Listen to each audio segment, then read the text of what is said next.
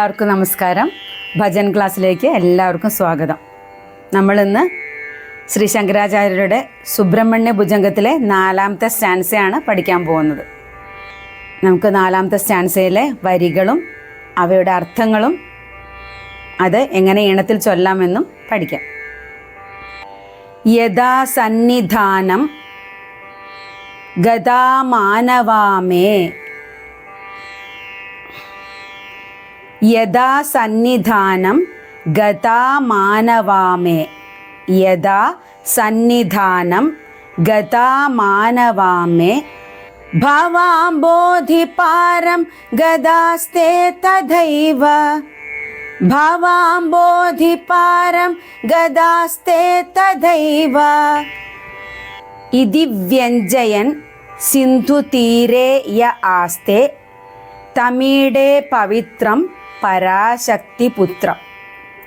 ഇതി വ്യഞ്ജയൻ സിന്ധുതീരേ യ ആസ്തേ, ഇതി വ്യഞ്ജയൻ സിന്ധുതീരേ യ ആസ്തേ തമീഡേ പവിത്രം പരാശക്തിപുത്രം, തമീഡേ പവിത്രം പരാശക്തിപുത്രം. നമുക്കിനി ഇതിൻ്റെ അർത്ഥം എന്തെന്ന് നോക്കാം. എല്ലാ സമുദ്രങ്ങളുടെയും മുകളിൽ അധിപനായിരിക്കുന്നവനും ആ പരാശക്തിയുടെ പുത്രനായി വിളങ്ങുന്നവനും ആയ നീ എൻ്റെ മുന്നിൽ വന്നാൽ എൻ്റെ ജീവിതത്തിലെ ദുരിതങ്ങളും ദുഃഖങ്ങളുമാകുന്ന ആ മഹാസമുദ്രത്തെ എനിക്ക് വളരെ എളുപ്പത്തിൽ കടക്കാൻ സാധിക്കും.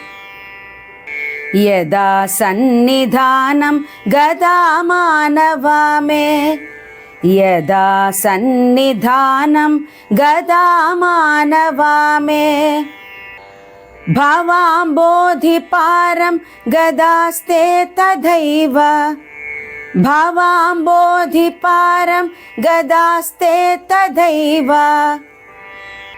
ഇതി വ്യഞ്ജയൻ സിന്ധുതീരേ യ ആസ്തേ, ഇതി വ്യഞ്ജയൻ സിന്ധുതീരേ യ ആസ്തേ തമീഡേ പവിത്രം പരാശക്തിപുത്രം, തമീഡേ പവിത്രം പരാശക്തിപുത്രം. ഇനി നമുക്കിത് താളത്തിൽ പഠിക്കാം.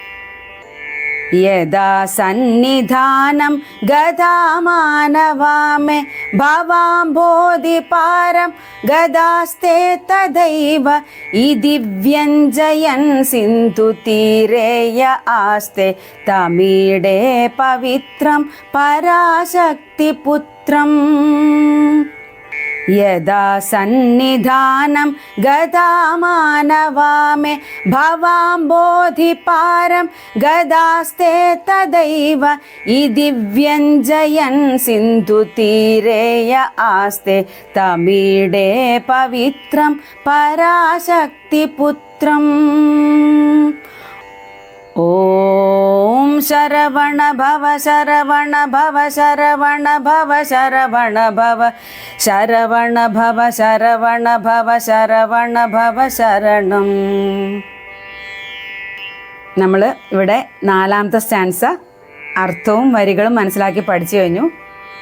അടുത്ത ക്ലാസ്സിൽ നമുക്കിനി 5ാമത്തെ സ്റ്റാൻസയും അതിലെ വരികളും അർത്ഥവും ഈണവും പഠിക്കാം. എല്ലാവർക്കും നന്ദി.